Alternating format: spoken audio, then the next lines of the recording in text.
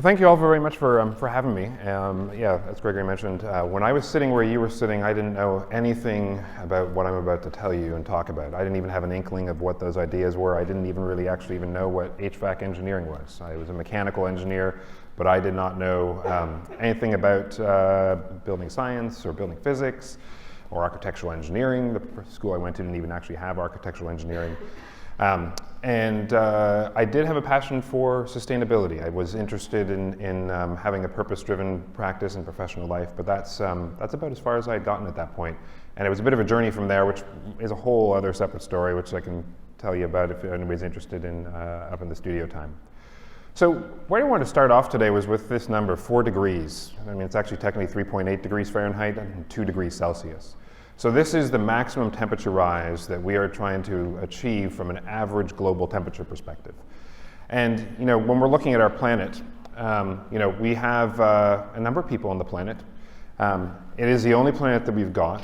And there are certain things that we can control and there are certain things that we can't control. One of those things up there that we can't control is the number of people. And so being an engineer, I like to break this down and try to understand, okay, when we're starting to talk about reducing CO2 emissions, what are the things that we're actually able to control and what does it make up? And so someone who's much smarter than me simplified this all down into this little equation. And so you take the CO2 equivalent, so I'm going to say CO2. When I say CO2, I mean CO2 equivalent gases. So that's all the greenhouse and gas emissions that are out there. And if you take the number of people that you have on the planet, you think about that. Is that something we can really control? Without any some rather draconian measures and very unethical measures, we can't really say, we're going to limit the number of people that we have on the planet. Well, those people need services. And so there's an amount of carbon that's associated with the services that are provided to those people. That's also a really challenging point to manage, right? We are fortunate to live in the United States and to go to school in the United States, but there are lots of people who don't have access to the same facilities, even food, water, products and services that we do, and they're trying to attain the same level. It's for us to say, you know what, you guys need to sort of stay where you are. We're going to keep doing what we're doing, but you need to stay and keep your limited services. Also isn't really, it's not fair. I think it'd be hard to actually enforce. So that's something else that's really hard to manage. Then you take the amount of energy that you need to provide those services. Now we're starting to talk about some things that we could actually control. So, we can manage, how much energy it takes to transport people from point A to point B, how much energy it takes to transport goods, and how we're able to deliver those services to people.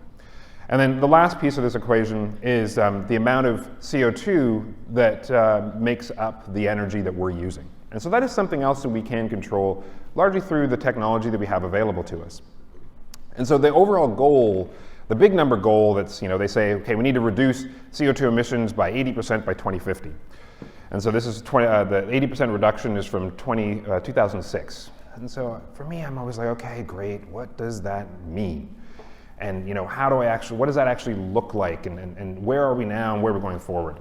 So to break this down a little bit more, you can actually look at where we've been and where we think we're going. And if you're looking at CO2 emissions. So we've got years from, got 200 years across the bottom from 1900 to 2100. And then you've got the fossil fuel carbon emissions running up on the y-axis. And so we have all the recorded information for where we are to date, right? The question is, where do we go from here? And so the first option is sort of continuing on as business as usual. The trajectory continues to climb up, up, up, and up, and we continue to produce more CO2, and you sort of see it, okay, it's sort of flatlining a little bit, 100 years out from now. Well, we all generally understand intuitively that's not going to be a great idea. So we can go for lowering our emissions. And so this is a scenario that's largely recognized as capping or having peak carbon emissions by the year 2050. And so this is the lowering of CO2 emissions over time. Well, there is also an even more aggressive plan to go even lower. And so this would be akin to hitting peak levels at around 2030. So this is some of the ideas and proposals that might be put out there by some of our political leaders around the Green New Deal is sort of what this is equivalent to. And this is all information. You can see the reference down here at the bottom. This is the fourth National Climate Assessment, updated in 2018, gets updated every year. How much, or I think it's every 4 years, How much it gets promoted really depends on the administration that is in the White House. But this was released back in 2018, and these are the various different scenarios. So our RCP 8.5 and RCP 4.5 and 2.5, I'm just going to refer to them as higher, lower, and even lower. So how does this translate over to temperature? Well, just to run through the same set of graphs a little more quickly here, we've got our temperature rise to date. We've got that trajectory, and you can sort of see there's a range of temperatures that we might be looking at. We're still looking at an increase of 2.5 degrees to 5 degrees Celsius. So this is different than the 4 degrees Fahrenheit I had up there. And then we've got the lower scenario and then the even lower. And you can see here's where the 4 degrees starts to come in and where those CO2 emission peaks start to play in. And so this is the big picture of, okay, what does this 80% reduction mean? What does the trajectory going forward actually look like? For me, it's still sort of hard to understand, okay, well, what's the impact going to be if we look at each one of these different scenarios? So they've also researched this. So we're going to go from the even lower emissions backwards. So the one case to keep an eye on here is actually to look at Alaska. So Alaska, even under the even lower emissions scenario, still has a reasonable annual temperature rise of somewhere between, I don't know, it looks like about 6 to 7 degrees Fahrenheit. Rest of the country, not so much. There is a little bit of a change, but not a significant one. Well, lower emissions, so this was the 2050 target, significant increase in Alaska. Rest of the US, further north you are, you're going to feel a much warmer climate. Here in Texas, moderate change. And then the even higher emissions, the AKA, I also call it the do-nothing approach. And you're looking at rather significant temperature increases over most of the continental U.S. and in extreme cases up in Alaska. So to bring this even a little bit closer to home, or for those of us that don't live in Texas or in Austin, at least where you're going to school.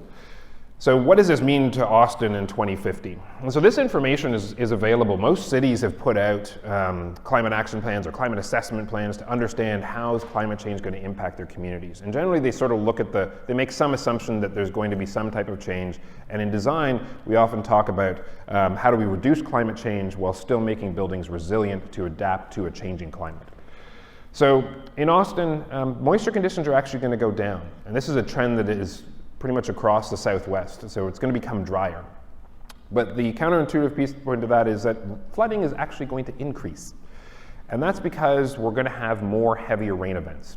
So what's going to happen is that we're going to get a little bit less rainfall, but it's actually on an annual basis is going to stay very similar. The issue is we're going to start seeing rain events where we're getting 8, 10, 12 inches of rain, in a 24 or 48 hour period. And that's almost a third of our annual rainfall. So we're going to get a couple of really major rain events as opposed to seeing it spread out through the entire year.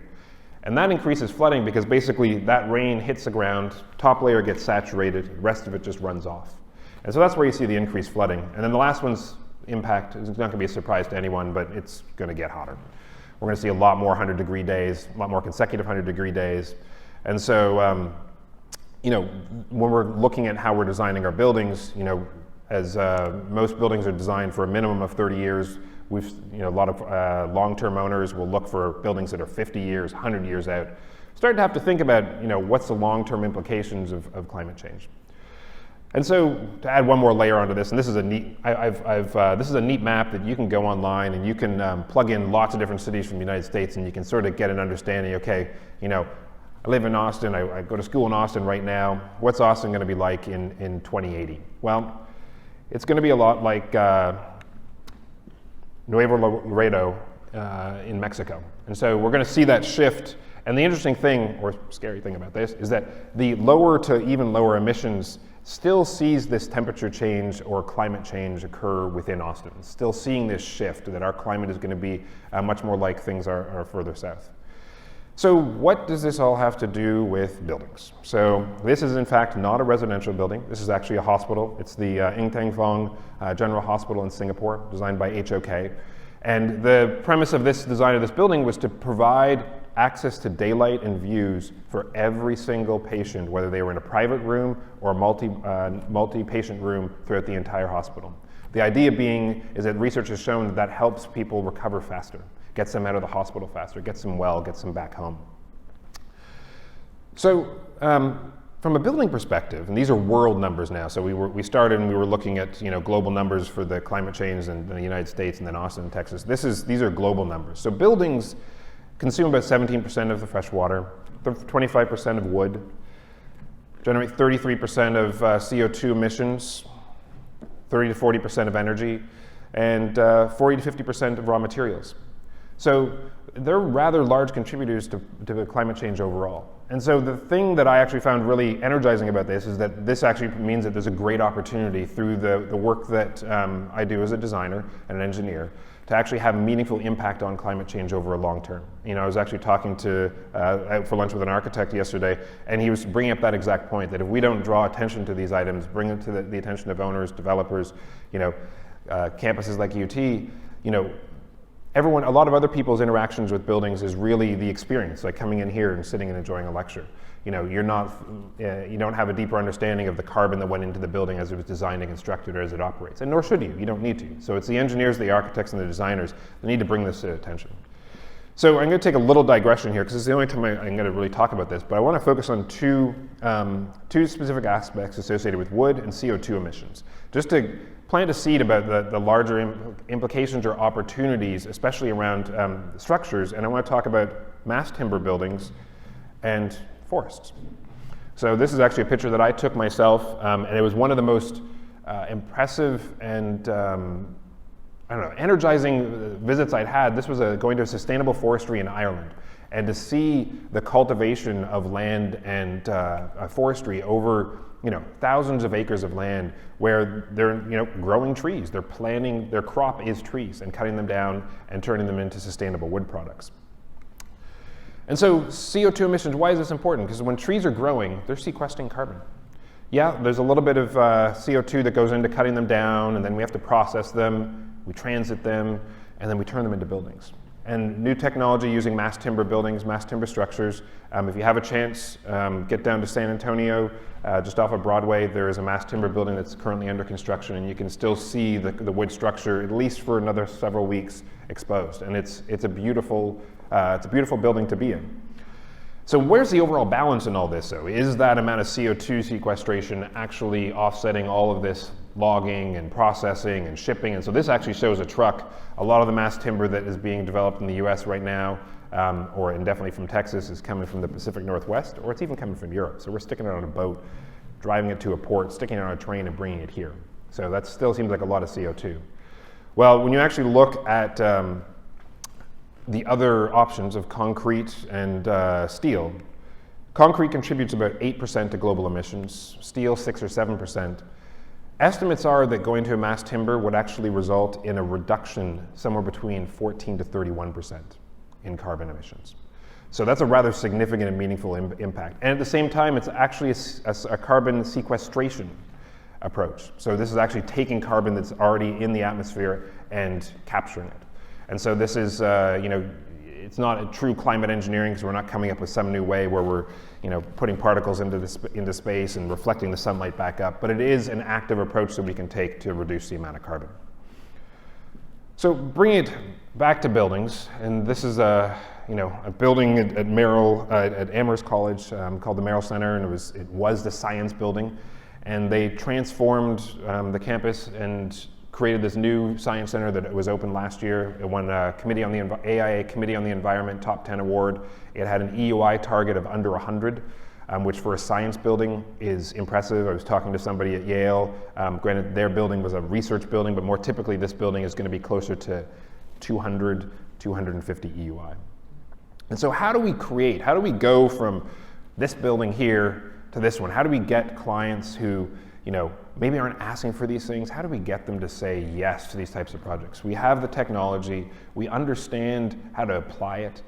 How do we get them? And we understand that they're also better for people. We understand that they can be, when done wisely, they're a better long-term investment. How do we get them to say yes? And so I contend that there are three things to focus on. The first one is to focus on people. So both focus on the people who are going to be using the building, people who are going to operate the building, but also the people who are making the decisions about the building. Right? And so it's about understanding what are their priorities, what are their objectives, what are driving their decisions that they're making. And then the other important thing, I think, is to meet them where they are right now. and meet them where they are, and then bring them with you on your journey for sustainability. And what I mean by that is that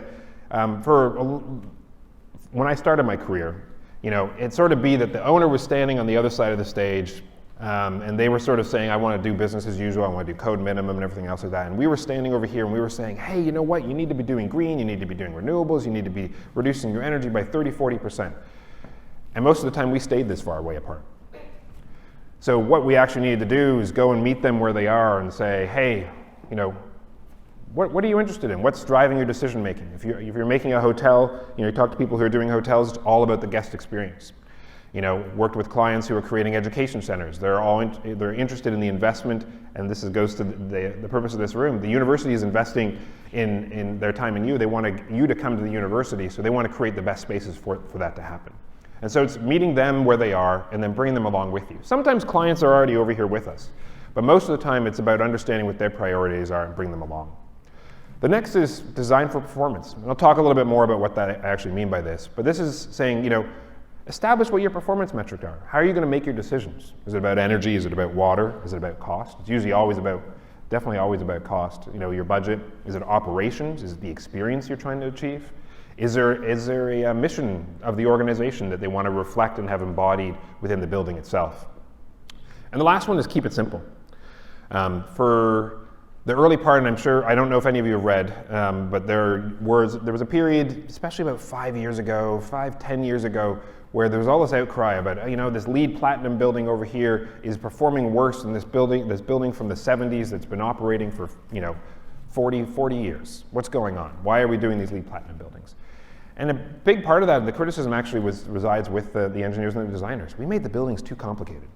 Control sequences were confusing, they weren't set up properly, and so what happens is somebody takes the automated system and they go, I just want this to run, because I don't want to answer calls anymore, I don't want people to be complaining about it being cold in the space, I'm having trouble getting the space operating. So you got to keep it simple. And that can be hard to do, because right now the way it works is an owner says, hey, I want a building. They hire a design team, and the design team produces some drawings, and then they hire a contractor, and the contractor puts it together, and they turn it over to an owner. It's very this siloed approach. And it's hard to get those folks to talk to each other. So one of the first steps is to bring everyone all together, because really what we're trying to do is create carbon neutral buildings. We're trying to create net positive buildings. And we can't do it within one of those silos. We need everybody in all four of those silos working together.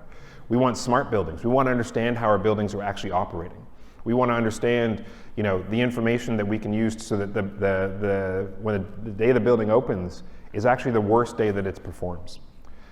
But in general, this can also result in a lot of headache. It's hard. It's not an easy and straightforward thing to do.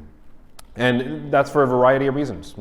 In Texas specifically, and this sort of resides throughout Texas all the way out through the southeast and really up until you hit about DC, all these factors come into play. Energy is cheap. There's lots of different renewable energy options out there. Making the case just on energy is not sufficient. And there's a lot of questions. It's not a market like the Pacific Northwest or the Pacific Northeast or California, where they have regulatory requirements that have been pushing code forward and forward and forward. And so, these are the conditions under which we're working, and especially here in Texas, it's hot, it's humid. We're not in California where we can open the windows and have natural ventilation come into the space. And I have nothing against folks in California, to be clear. I've lived there for 10 years, practiced there for 10 years. It's just different factors here in this climate. And so we want to move our office spaces from something that looks like this to the Packard Foundation. It's a net positive energy building, lots of daylight, fantastic place to work.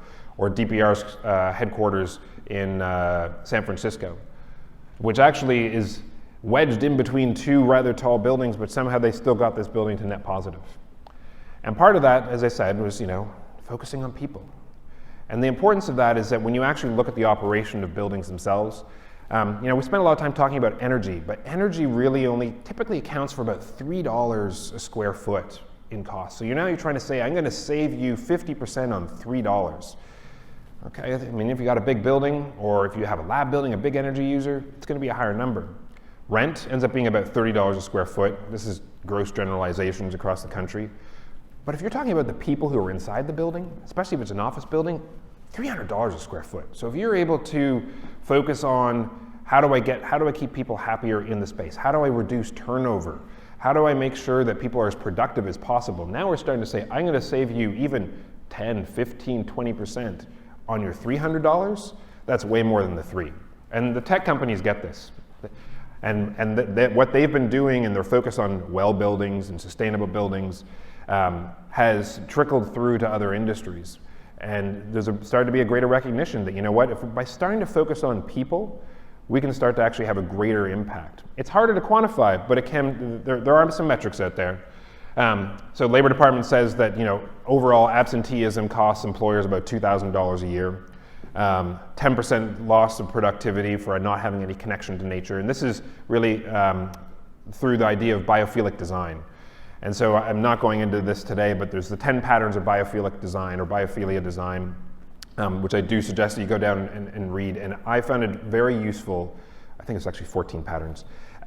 Because it broke down for me and started to say, what was this like squishy thing of like, oh, I can see trees outside. What is the impact on me? I can hear water. Why are all these places that resonate with me important and connect to me as a human? And so that's why you see spaces like, this is again the Packard Foundation, well lit, access to views, and you don't have to have every single one of these things in all your spaces, but it makes a difference. And this is the new NCR headquarters in Atlanta, Georgia. It was the first double platinum LEED new construction and LEED commercial interiors project in Georgia. And so, you start looking at all the different things that we control or that impact people. A lot of them have some level of energy implications. So it's not that we're saying don't worry about energy, but by focusing on people, we can actually have an impact on energy as well and create a better work environment while we're at it. And these are just some of the metrics that we run through. I also make the case that a lot of the times when you put people in better buildings, it also creates the opportunity for creating change agents. People who inhabit buildings, and especially you folks here, you're going to go out and, if you're in a really great building, you're going to go out and you're going to design and work on buildings, and you're going to start to have an understanding of what it means and the impact it can have on you. But even, if you're in an apartment complex, maybe you're only there for a year or two, you can start to see and start to say, hey, I want to have a building like that because that was really great for me, and that changes the market. So the next thing is design for performance. And so this is a treehouse. I'm not going to talk about it super detail because unfortunately they used to be here in Austin. They moved to Dallas and they went out of business. But it was the first net zero energy designed retail store in the country. And so, part of how do we get there is, benchmarking. So designing for performance is saying, hey, you know what, we need to establish a benchmark. I'm going to talk about energy benchmarking, but there's lots of other different ways you can benchmark. And one of the ways we do that is that very early on, you can go through and you can say, I got a building. In this case, this building was something like 65,000 square feet, not treehouse, just the one I'm looking at. And we had a program and we knew what all the different parts of the building were going to be. And we assigned those program areas. And then you can go out and there's a lot of data on existing buildings. And you can start to understand how much energy those different little building components use. And based upon experience, you can also do some energy modeling at this early stage. You can start to say, okay, what levers can I start to pull to reduce my overall building consumption? And so one of the places that we did that was on this headquarters, CMM, Cover My Meds headquarters that's currently under construction in Columbus, Ohio. As a client, they were targeting LEED Silver, and they wanted to get well building certified. And so one of the things we first said is, okay, you want to get the LEED Silver, that's sort of like entry level point. Where are we from an energy performance perspective? And so we, did some modeling, and we looked at energy cost first. And so we ran a whole bunch of EEMs, and I'm not going to go through every single one of these. We threw down our LEED minimum threshold. So this is like, if you just want LEED, no points, this is where you got to get to. And then we looked at all the different cases that we had, and we, worked out the annual energy costs associated with them. And then we also looked at a threshold for the 2030 challenge, the AIA 2030 challenge associated with carbon reduction. And we said, okay, which one of these are actually getting us to our two goals? And we focused in on 4 cases. So we had the ASHRAE baseline, we had the base case, which is the contractor's cost model. So I remembered that cost performance metric. And then we had 2 others that actually achieved our goals. And so we dove into those a little bit more deeply, and we started making some decisions. And the decisions were really focused around the energy associated with cooling the building. So this is in Columbus, Ohio. It had a lot more cooling energy just because it was a really deep floor plate, so the perimeters were really narrow, and so we were cooling the center of the building a lot. And so we wanted to identify technologies that would allow us to do that more efficiently. And one of those technologies was a water-cooled chiller with heat recovery. Now that's a far cry from where we were from air-cooled chillers, and especially when you look at cost. But it started to get us to our goals because that base case, the cost-based case, wasn't getting us there. Even the alternate with the air-cooled chiller with heat recovery, we probably could have squeezed it out, but we wouldn't have gotten any points. And so we went and said to the client, look, we think we can get you from having no points to having up to 8. It's a developer-led project. It's a business, publicly traded company. Money talks. And so the next thing that we had to do is make the business case behind it. And so we went through, and I'm not going to break down this in super detail, but we basically did a whole life cycle cost analysis that looked at the replacement cost. And that dotted line there, that was the lease term, right? So the developer, yeah, he's looking longer term. He might be willing to look a little further out. I'm a tenant. Might be out of here in 10 years. How does this benefit me in 10 years because I'm going to be paying the bills? And so by putting forward this business case to them, they actually started to see a lot of alignment with some of their values in a couple other areas. And then the other thing about it that was interesting is that we pulled out a LEED scorecard and we said, you know what, we think we can get you to platinum. So we took a client that was originally looking at just being at LEED silver and just well certified, and we presented them a case that allowed them to get to platinum. And then they started to go and think about their people. This is Columbus, Ohio. Great city, by the way. I have been there. I'm glad we didn't steal their soccer team because I didn't feel like I had to hide and not say I was from Austin. But they had to compete with Silicon Valley. They have winter there. There's other challenges they're facing. And so they started to go, hey, you know what? If we say we have this great, high-performance, sustainable building, I think we're going to be able to recruit some talent. And so that's how they got there. So another one, this is a double story. So this is looking at a zero net energy building, and a lot of times people go, okay, it's going to cost me a whole bunch more money. It's a medical office building on top of that, green costs more money. Well, it's a Z&E building. I'm going to tell you how it saved $1 million on capital costs, non-operational costs. It's a building in Santa Rosa, and it was a medical office building, and we started off by looking at a couple of different factors.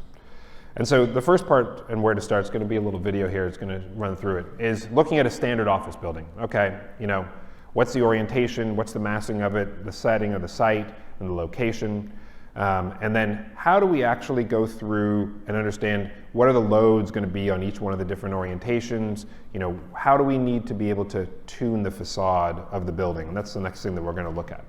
And so we can go in and say, okay, standard ASHRAE building, 45 window to wall ratio. Well, you know what? We actually want to push this down to 13%.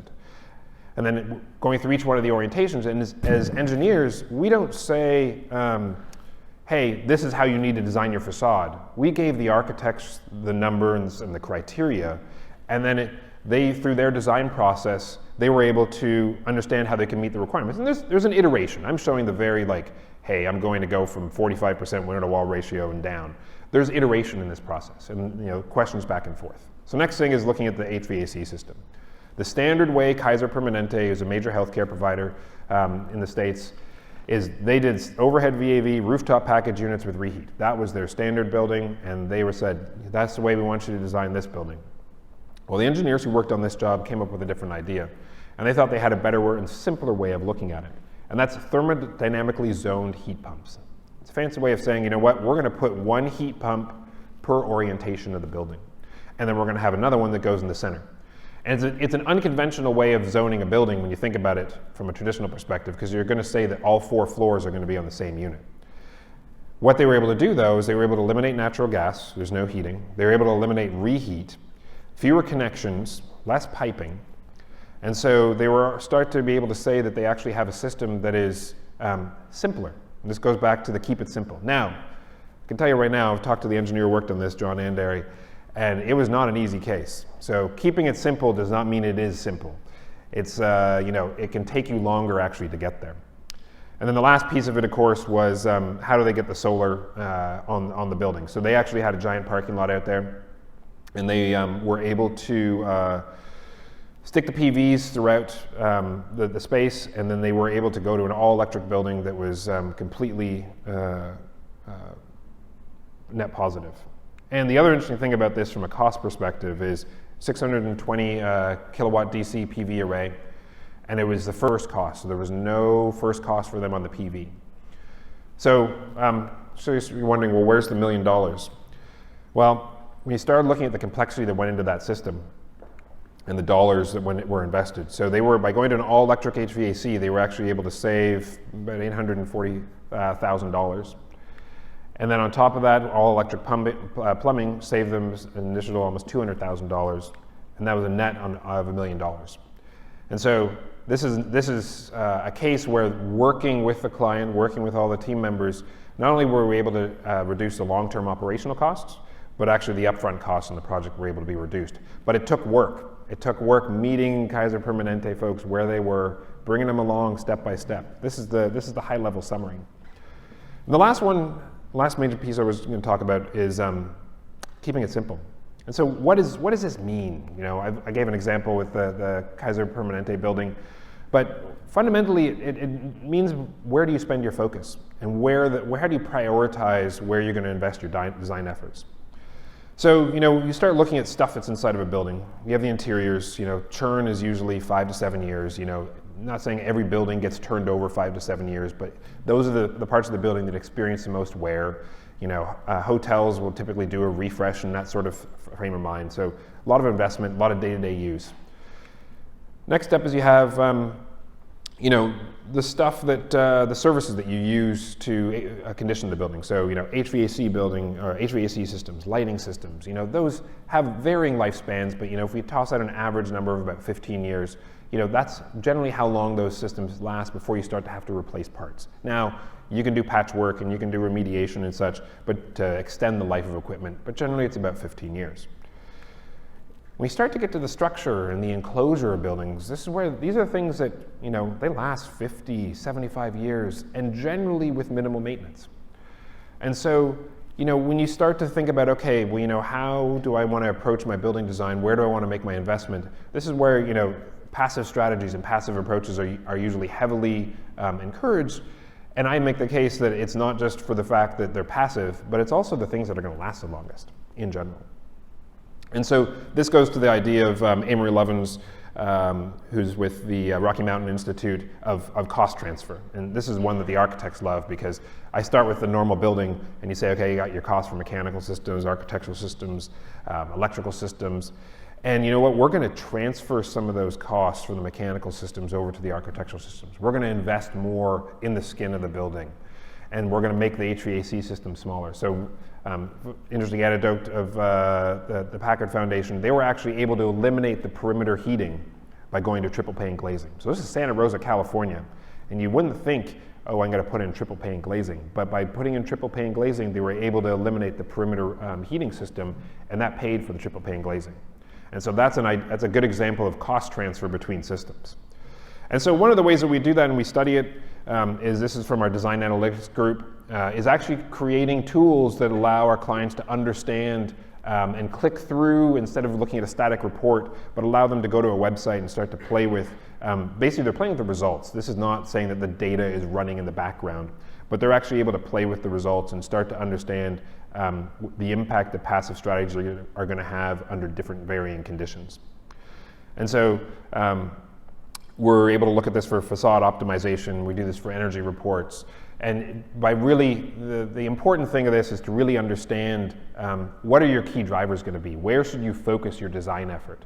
Both from an energy consumption perspective, but also for an optimization perspective. You know, here, you know, the code requirement for insulation on a roof here in Texas is like R25. I've been asked to run studies to see, well, what happens if I go to an R40 roof? And I can tell you, not much. It's a lot of money to invest in an area that isn't going to have a large impact. And so by doing these quicker studies, we're really able to understand where do we need to actually focus our design effort, coupled with where's our energy actually coming from. And so part of that is also, you know, coming up with solutions to solve, you know, what may seem like more complex problems. So, you know, part of that is, you know, what's the problem? We conceptualize the design solution. So this is our design team saying, hey, here's what we think is a solution by entering in finding a pop-up in a clear story and punching 2 holes through the second floor. And then this is the architectural resolution and then validation of the design. And so we want to actually end with where I started, or interjected about wood. And so this is the Soto that I mentioned down in San Antonio. It's further along in construction than it is right here, but this will be the first really all-mass timber office building in Texas. There's a building on 6th Street that has mass timber decking, but it has a steel structural system to span the deck. So it does have a concrete core, and you can see there's concrete up to the bottom of the 2nd level. And that was done for a couple of different reasons related to the program of the building, but also just how we were able to manage shear in the building with a concrete core versus the mass timber. There's a couple of other mass timber buildings in Austin. Actually, the Magdalena Hotel, which is 1 street off of Congress at Academy, is also a mass timber building, and that is 100% mass timber, including the elevator shafts and everything. And so this building was really inspired by Heinz T3, which was designed by TLR Group for Heinz. And Heinz, is a traditional developer, and they are folks that they're not, they're risk adverse in the sense of being conservative in how they want to make their investments, but they recognize an opportunity to create and provide a different building in the marketplace. And so they've actually replicated this, and they have another building, I believe, under construction in Atlanta. But this did present some questions. So this building at Heinz shows the nice clean part of the ceiling where you can see the mass timber exposed. But I can tell you over on the right side of this photo that's cut off is massive fan coil units and electrical wiring and cable tray running all over the place. And so it raises the question of what type of HVAC system are you going to use? We can go with conventional overhead VAV, or do we look at an underfloor air system? And so one of the things, this is where, as a firm, we've recognized that we need to start stepping outside of the boundary of typical MEP, is we provided and prepared a series of renderings for the client and the architect to understand how they are going to be impacted. I'm changing this because I've got a video coming on and I don't think I muted my sound.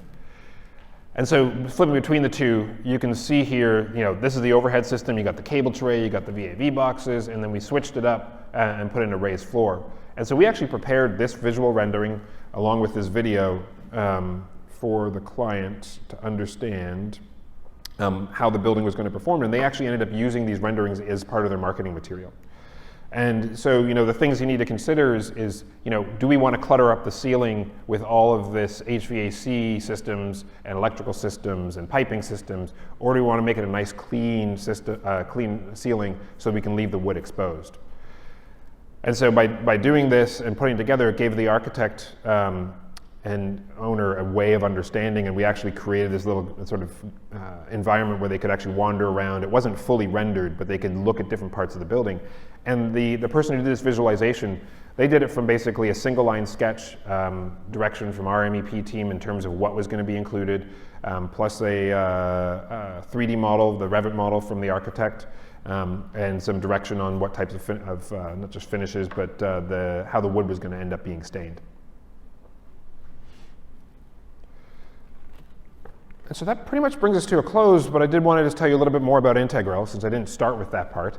I'll finish with it. So, we're an international engineering firm and consultancy group. We have folks that are not focused just on engineering. And around the country, 22 offices in 4 or 5 different countries at this point. And one of the things we're most well known for is our net zero energy buildings. So of all the net zero energy buildings that are being tracked by the New Building Institute, we've completed, I think we've worked at somewhere between 25 to 30% of all those net zero energy buildings. And there are some here in Texas. DPR's top floor, where we also have our offices in the Foundry, is currently tracking to get to net zero energy. The Lakeline Learning Center, which is actually now the Dell and Susan Foundation Learning Center up for Foundation Communities, was a net positive energy building. And there are more. We actually are working with a client down in San Antonio that's going to do a 265,000 square foot zero net energy building. So it's not just because we're not in California or not in the Northeast, we are starting to see an increased interest in how do we achieve net zero energy buildings here. We're a growing company. So back when the slide was originally done, we were at 430 people. We're now up to 800, and we're continuing to move along. And we are really focused on a design from first principles approach to engineering and really understanding what the needs are of our clients. and using design analytics to get us there. And so we offer a host of different services. Traditional MEP is a big part of what we do, but I didn't even talk anything about what we've done on the water side in terms of like building water reuse. We do low voltage. We have folks that are focused primarily on consulting with institutions around how do I create a carbon neutral plan, both at the municipal level as well as at the campus level. And we're just folks that are looking to create a more sustainable built environment and think about building design in really a different way. And so that means really understanding what the issues are, both from a building performance perspective, but also we've learned that we need to understand how owners are making decisions as they move along. And that pretty much is it on my end. So thank you very much for having me. I'll leave you with this last slide. So this is Sidewalk Labs. And just quick show of hands, has anyone heard of Sidewalk Labs or the work that they're doing in the City of Toronto? So this one actually kind of boggles my mind in the sense of Google, who runs Sidewalk Labs, is effectively developing and portions of the City of Toronto along the lakefront, and they want to do it in a sustainable way. So these are actually these are proposed to be mass timber buildings. And so we're working with them on how do they achieve that, not just from an engineering perspective, but overall from a planning perspective as well. So thank you very much.